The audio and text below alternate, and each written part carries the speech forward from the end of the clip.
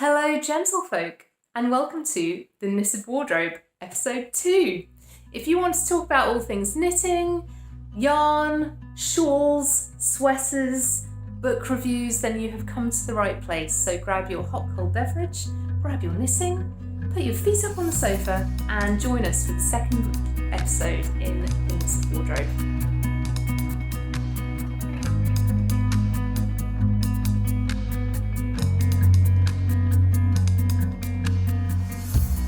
So firstly, I just want to thank all of you who have liked, subscribed, done the thing, you've shared, you've gone over to Instagram at the_knitted_wardrobe and followed us there. Thank you for just sharing the love. It's just been a joy over the last 2 weeks to get to know you here on YouTube and over on the gram. And I just can't thank you enough for your support. It actually means the world to me. So today, whilst Finchley is on the sofa trying to knock off all the books, aren't you, Finch? Yeah.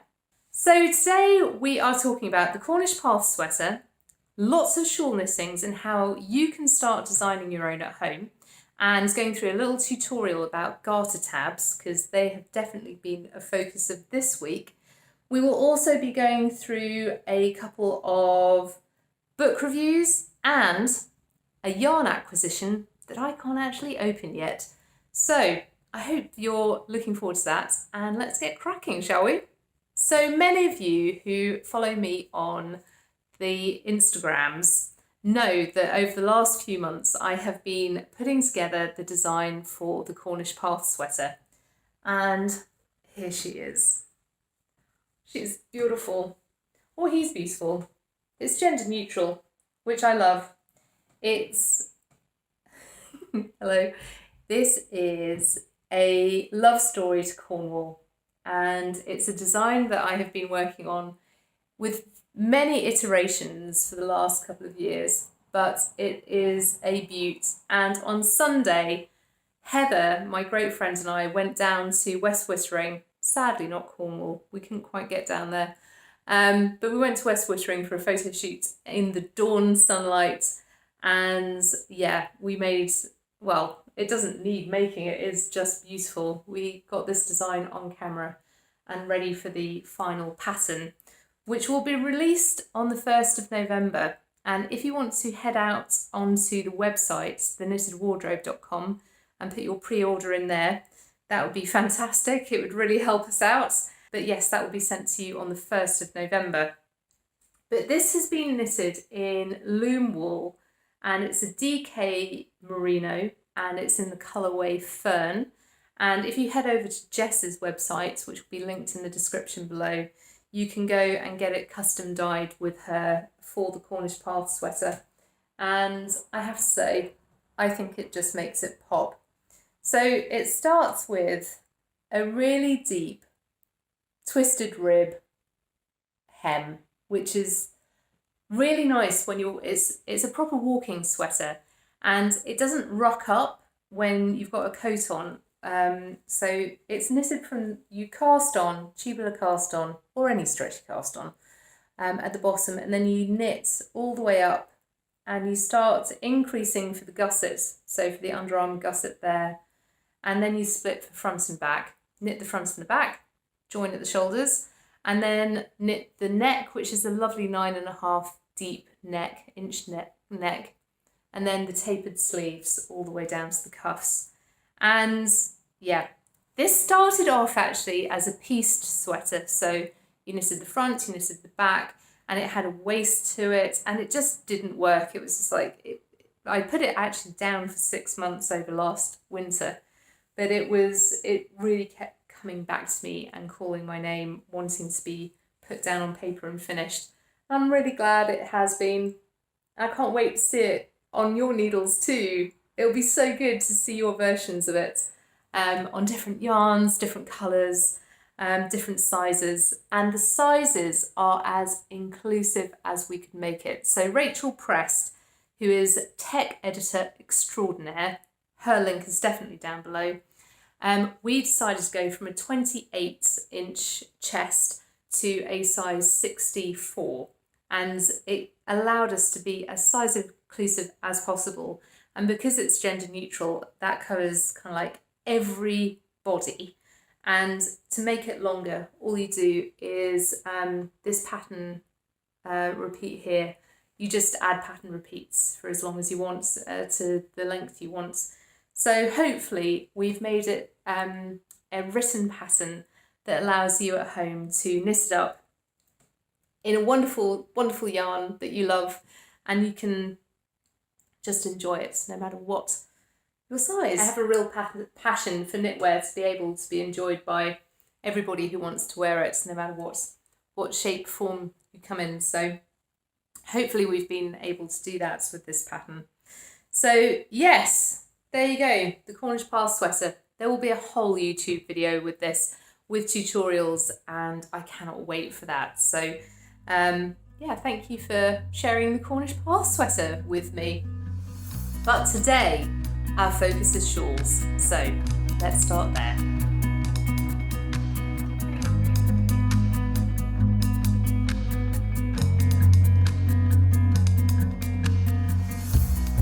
So if you've been following me on Instagram lately, you'll know that I've started the Girl's Best Friend shawl by Isabel Kramer. It's a beautiful shawl and I cannot wait to get on it. This is on Beth from Telling Yarns Tyrex's colourway on her Resolute Fingering yarn, which is her lace weight yarn. And it's a beautiful sheepy sheep, very sheepy sheep, but super soft. Like there's no scratch value there. The micron count is really low. It's on her beautiful, beautiful Resolute yarn. I love it. And as I was saying on the live video on Monday, what I really like about it is that it's got some dark splodges to it. And I've actually decided to make the contrast colour for the first contrast, the Kia Moran, which is a really lovely dark charcoaly green colour. So this is Kia Moran, and it will be the contrast colour next to that. Doesn't it look cute? I love that colourway. So we'll have this for a while. So this is on a 14 row repeats at the moment. And then after 7 of those repeats, then I will be adding this for a little way. And then there's going to be quite a big block of the second contrast, which is Dreamfire. And it's a lovely sea green. And I was actually going to swap these two rounds. So that would be the second contrast, and that would be the second. But actually, I think that is the better choice. And the reason I say that is because not only the dark splodges, but that actually makes it pop quite a lot. Yeah. So yes, I'm very excited about that. But it made me think about shawls in general. Throwing yarn down everywhere. I love shawls. I love shawls because they took me a while to get into as a knitter. I just didn't see the point. When I started knitting, which as I mentioned in the last video, was back in 2005 or so, shawls had a very bad rep.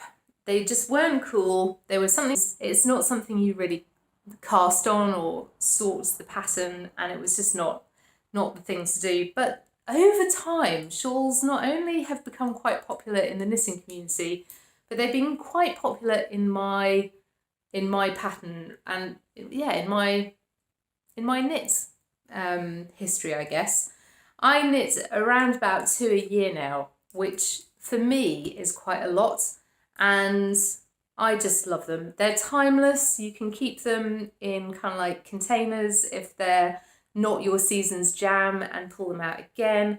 They never go out of style, and I think actually a really good shawl is worth its weight in gold. And today we are going to be talking about the very classic Garter Tab cast on.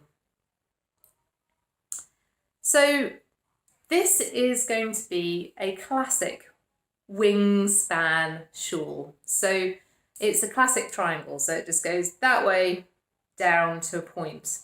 And when you cast on, which is there, that center spot there, that creates the long bit at the top. And then your working stitches, the ones that create the point. And it took me ages to get my head around that. It's like, which way am I going? So your cast on allows you to go that way, and then you work down. And there are many ways of doing this. So once you've started your garter tab, you've got a centre stitch that runs all the way up. And for this one, this is a yarn over to create the lace either side. And I've got one here that I did by Hohi Locatelli. And I am so sorry, I cannot find the design name for this, but it is definitely hers. If you know what it is, please link it below, because I think it's beautiful. But if you see here, so the garter tab is there, so that's the centre bit there, and then you've got lace all the way through, and it's only until you get to the second repeat that you see the centre stitch and 2 yarn overs there. It's a really beautiful wingspan shawl, and it's in Malabrigo yarn, which actually I have to say, this is one of my favourite shawls, one of my favourite yarn choices for a shawl. And I knit this years ago. It was, I remember knitting it actually when my mom was in hospital once, and was for a minor, which was great. But I remember a lovely kind of like afternoon sitting with her in hospital and knitting on this. And yeah, it's great. It could have been a lot wider on that cast off. I think the hem there is supposed to be a lot wider. I only knit it with one skein, or 2 skeins, 1 or 2, probably 1 actually. And it could have been a lot deeper, but I ran out of yarn, so I just stopped when my yarn stopped. But yeah, beautiful one, and also tassels at the end. So this is another garter tab version, and very cute. And this is in Hannah's, the Camels yarn. Beautiful. I love this colour. I made this in April when I was in St Ives in Cornwall. And this is the Sunday Morning Shawl by Espace Tricot, and I believe that they have a booklets with this now. You can get 20 shawl designs from there, and really simple design, but instead of a yarn over from the tab, you've got to make one left and right, which allows for no holes, but just that kind of like that increasing in from the centre stitch and all the way out. So those are my 2 favourite kind of like wingspan ones. This bobbles. The bane of my existence, but bobbles take forever. And actually the bobbles for here, I think there's about 200 bobbles, I think, on this one. Something ridiculous like that. And the bobble row on its own took me a week, and I was definitely over bobbles from then. But yeah, this is a beautiful one. If you want a really simple, if you want a really simple intro to shawl knitting, the Espace Tricot Sunday Morning Shawl, linked in bio, whatever the description thing is below, that I think actually will get you hooked. This is a nice DK weight as well, rather than a lace weight, so you can whiz through this pretty quickly. I cast this on, it was a really stormy day in St Ives, and I had driven down and had nothing in the fridge, ended up having fish and chips, which is never a bad thing, but got down there, put the wood burner stove on, got the fish and chips, had a cup of tea, and cast this on, and it was just a dream knit. And Hannah's from Cornwall, and this is Studio Doors in her DK, so go check her out. And I think this is like the perfect colour, so that's awesome. And then we have another one that you've definitely heard of if you were on Instagram Live. This is the Kerchief by Church Mouse Yarns and Tea. Again, link in bio. This is a free pattern off Ravelry and off their website. This is Sansa by Labby Anime in their merino single and their silk mohair held double. And this is a bit different. So you start again with a garter tab here.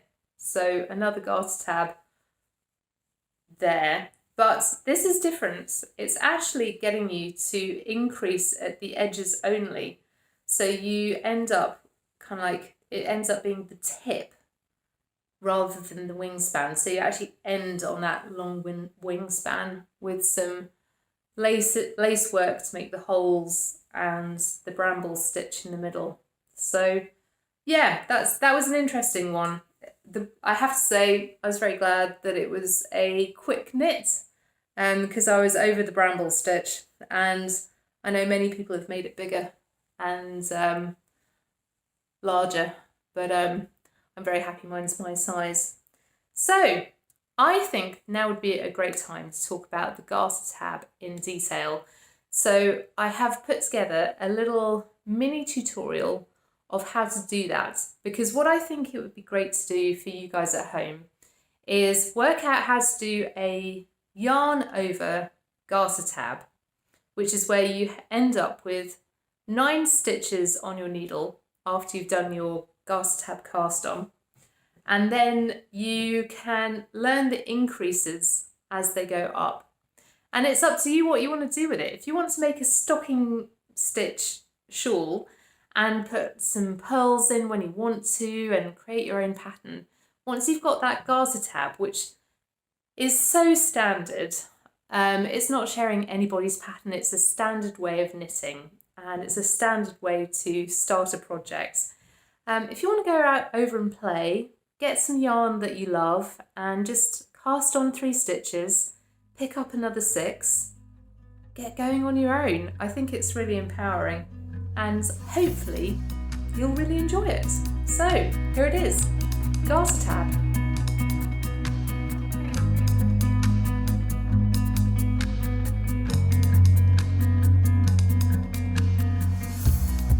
Okay, so we're going to talk about garter tab shawls, and I think I wanted to start with this because they are probably the simplest to start with, and also they're nice and easy for anybody who can knit and purl. You can do this. I think they're just a great way to start.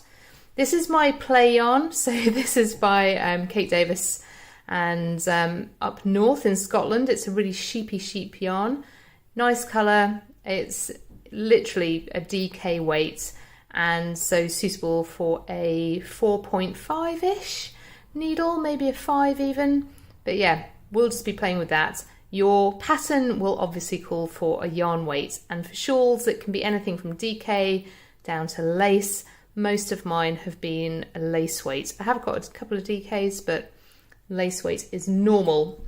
Now, what you'll also need is your interchangeable cable, and this is my top tip for you at the moment. This is only 60 centimeters, so this is kind of like a smallish medium interchangeable cable, and your needle obviously would be attached.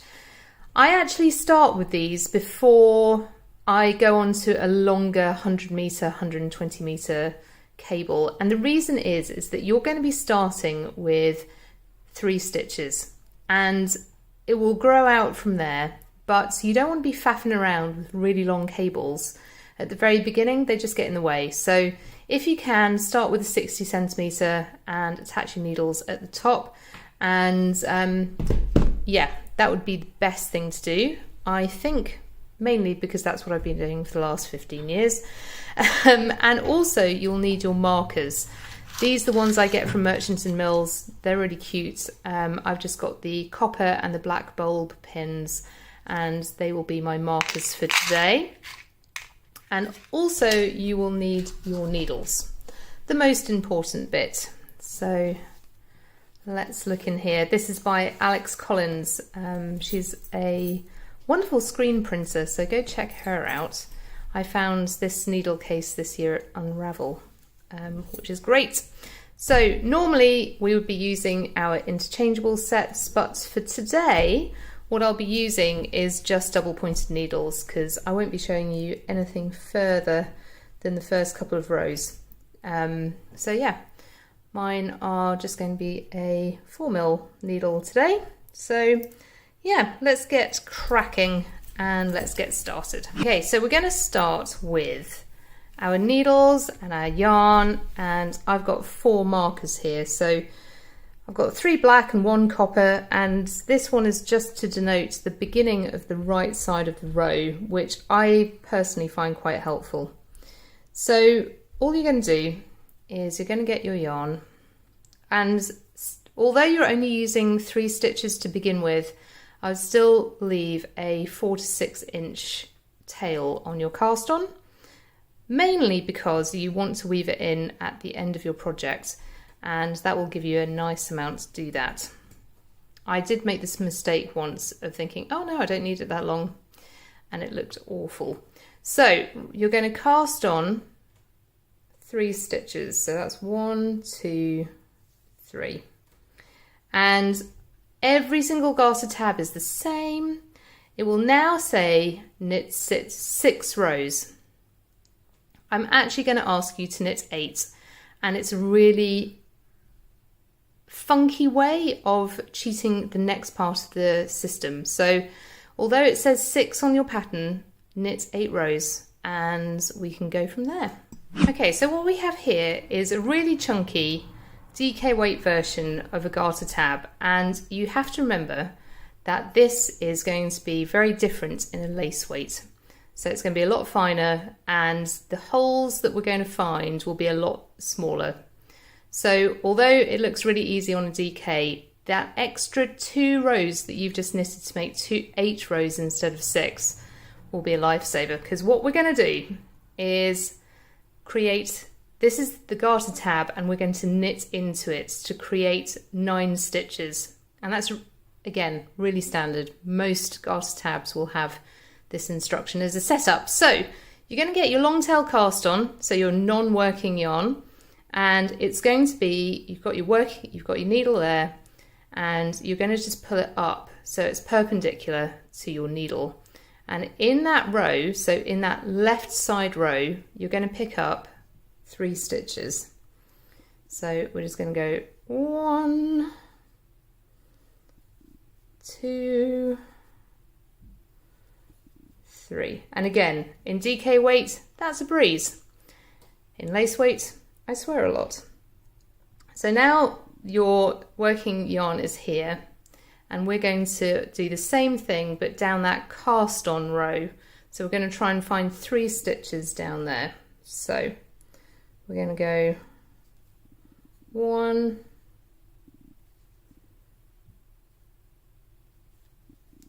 2, and I know I'm going to use a fudge line, fudge row. There you go. So you've got 9 stitches now. 1, 2, 3, 4, 5, 6, 7, 8, 9. Good, I can still count. And you're going to turn it round. What you have here is the back of your working yarn, and it's really easy to tell because the long tail of your cast on is hanging out at the back here. And what you've basically done is created 3 knits here and 3 knits there for the edging of any wingspan triangular shawl. Then you've got you've got 3 edging, then you've got one of the main knits, centre knit, main knit, and then the edging again. So that's your garter tab, and that's what it will look like. So once you have got your long tail cast on hanging out at the back, what you're going to do is really easy. We're just going to do some marker placements right now. So, and I'm also going to teach you how to make these 2 edge stitches look really cute on your finished yarn. And it starts here. Hello Finchley, got some opinions about this, have you? So what you're going to do is on the first stitch, you're going to put it in the front and slip it off as if you're purling. Shove that yarn in the back and knit 2. So those are your 3 edging stitches for your garter, for your shawl. Then you're going to get, because this is the wrong side, you're going to get one of the black markers, pop it on, bring that yarn to the front, and then you're going to purl 1, and then you're going to pop another one on, and then you're going to purl another one. So that's your center stitch, right? And you're going to put another one on. You're going to purl again there, and then you're going to put your yarn in the front of your work, because you're going to put now your standalone marker there.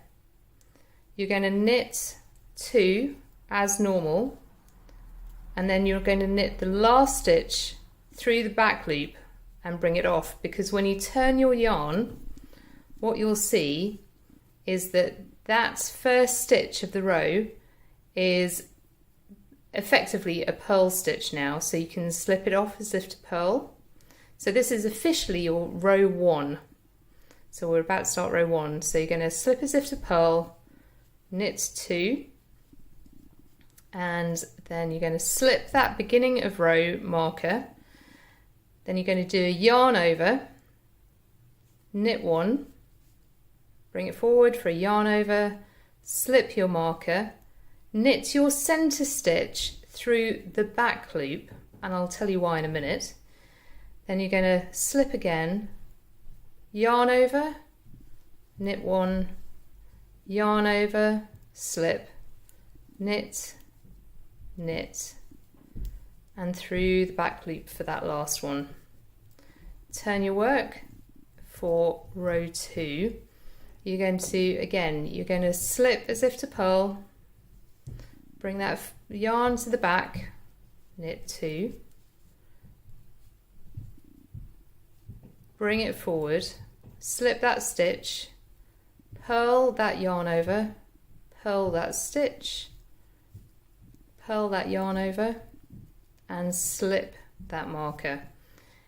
Purl the center stitch as normal, slip, purl the yarn over, whoops, purl the purl, purl the yarn over, shove that yarn into the back as if you're going to knit, because you are, pop that stitch there.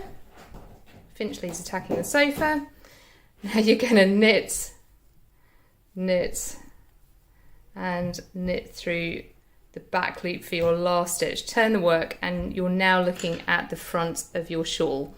So hopefully this will kind of like spread out and you can see it properly. But you've basically made all those yarn overs are now lace, and you can see where that's going to be. The reason why I prefer to knit through the back loop for that center stitch is because it tightens your stitch. If you're going to be making a yarn over at the side of that stitch every single odd row, so 1, 3, 5, etc., it makes that center stitch a bit loosey-goosey. If you knit it through the back loop, it tightens it up a little bit, so when you block it, it not only makes that stitch pop a little bit to the front and makes a really nice centerpiece, but also it helps a little bit of support there. I know some people like that to be really definite, so on the back of their work they'll also purl through the back loop. I don't bother with that normally, but you can if you want to.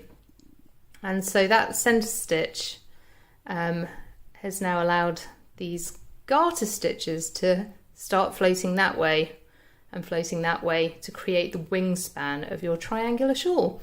So if you're starting to design your own shawls, I hope that's helped. The other way to do it, apart from a yarn over, is to make one leaning left or right. That's also a really common way of doing it, and one that I certainly have used before. But that's the yarn over version, and I'm sure the make one left and right will come in a video soon. But yeah, hope that's helped. Now back to the podcast.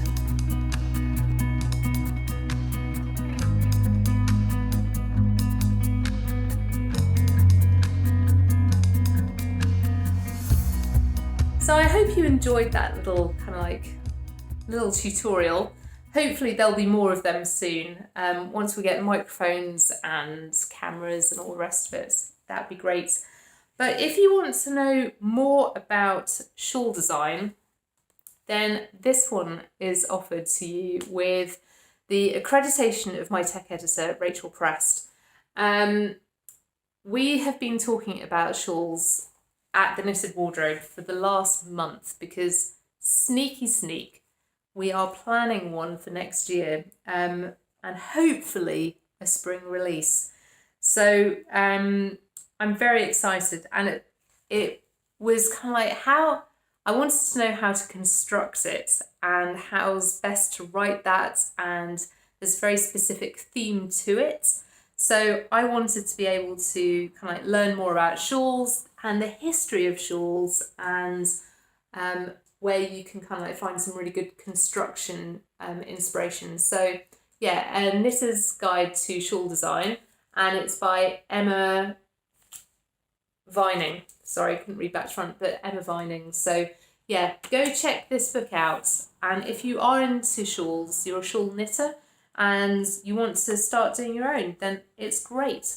If you are a follower of the Knitted Journal, which is the newsletter that comes out each Saturday, you'll know that I'm a keen proponent for taking photos of random objects that really make you want to cast on. So all your inspiration stuff. And the reason I mention that is that if a drain cover can inspire you for a shawl, then take that photo. I think there are so many things around us that can inspire us, can make us think differently. Then, do your thing. Like triangles. There's a whole chapter on triangles, and there's a great building design there that inspired her. So yeah, go check out this book. It's been really helpful for me over the last month, and really helpful for my own shawl design, written design for you guys, which will be coming out in spring, which is great.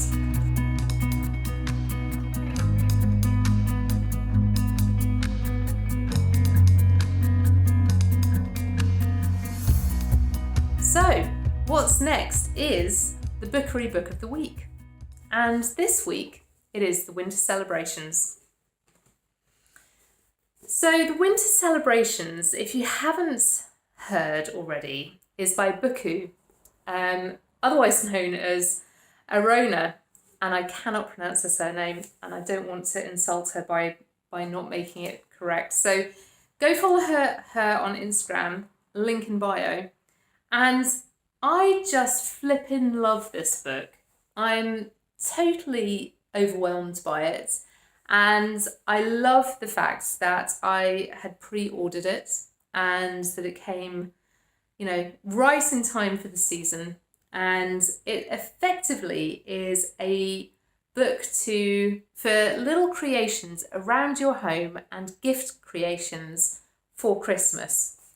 And I have to say, I read it and was totally inspired to get some linen from Merchant and Mills and start lino block printing for a throw rug.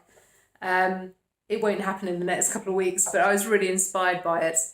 But what I love about it is that although this says officially that it's for Christmas and the winter season, it's really applicable for any season.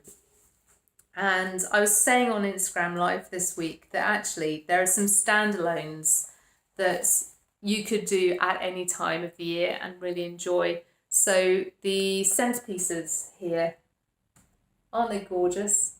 And they're so simple, but dried flowers in them, dried grasses, they just look really good.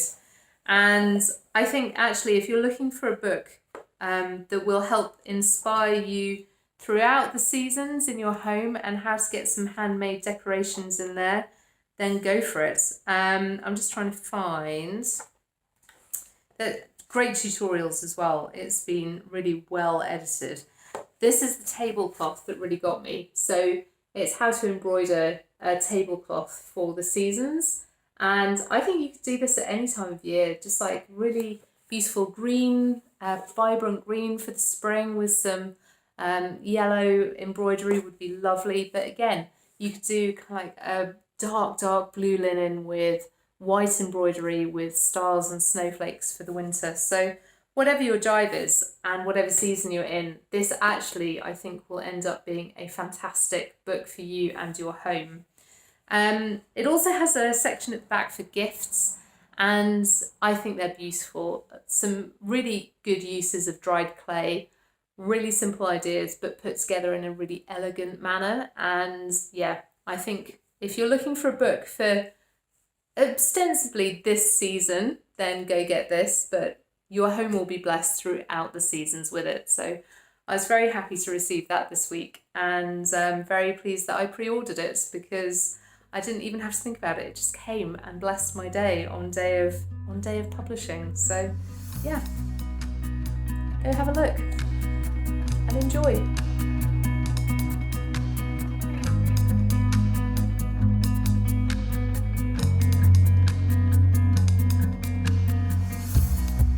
So it is October, mid-October, which means we only have about 70 odd days till Christmas, which is super scary because I'm not ready for it at all.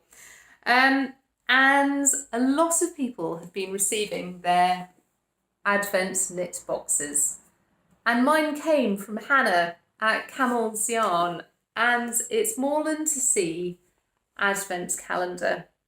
And I mention this now, not so that I'm able to open it because it's not December 1st, but I just wanted to say to anybody who has got a Advent kit coming, I cannot wait to see what ones you've chosen and what ones you're kind of like what you're planning to do with them, what, you know, scrappy projects you've got in your mind to kind of like create with them.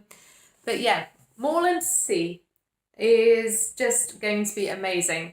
I chose a non-superwash base for mine, so mine's all natural fibres, and I cannot wait to see what Hannah's got in store. Hannah is the one that created Studio Door for my Espace Tricot shawl, so I mean, this is her work, and I know that whatever is in this lovely box is going to be a real treat. I have some ideas. I was thinking, I know there's one main colour in there and then a load of minis. And that's about all I know, really. And I was thinking, actually, what I would really love, and I'm sure Finchley would pounce on, would be a really lovely blanket for my living room. And I sat with that idea for a while, actually, because blankets can be a really kind of not boring knit, but sometimes I personally think blankets can be overlooked. I remember doing the Shawl by Andrea Mowry, and for me it was massive. I did it on wool, and it ended up being over 6 foot long. I'm only 5 foot, and it has ended up as a really lovely blanket. And I use it most years, not all years. It does get tucked away if it's not the colour vibe that I'm going for that season. But the Shawl was just like one of those knits where I thought, it's a blanket. What am I going to do with this? But every time I get it out, it's so snuggly, it's so lovely. And also with blankets, you can create your own designs. So you can get your Stitchery books out and you can create your own version of a blanket. You don't need a pattern per se. So I think it's a really good option for an Advent knit. The other one I was thinking of was maybe doing a faded or graded scrappy sweater, and I would probably knit the jumper with the sweater with no name, which was the one I was wearing on the last video. And I was thinking about that, and I was like, no, that wouldn't show off her yarn as much as I want, and I want lots of people to see it. So when they come into my house, they can see this beautiful blanket, and I can say, oh, Hannah dyed that. So I'm still debating, but the blanket has definitely got the top vote at the moment. So yeah, Moreland to See by the KALs Yarn, and yeah, the Advent calendar. If you haven't come across Advent knitting, which I hadn't until last year. They're great fun, and it's a great way for indie dyers to introduce you to their work as well. And I am not a sock knitter. Famously not a sock knitter. So when you kind of like have advent yarns, a lot of people do scrappy socks and all the rest of it. I think actually it's really interesting to kind of like do something else as well, mainly because I just don't like socks. Don't like sock knitting. Love socks. Don't like sock knitting. So yes, I don't know if she's got any more in stock or if she over-dyed, but definitely go check out her website and see if there's any left. And I look forward to opening that with you and enjoying that. So over the next 2 weeks, what have we got planned? Well, let's think about it, shall we?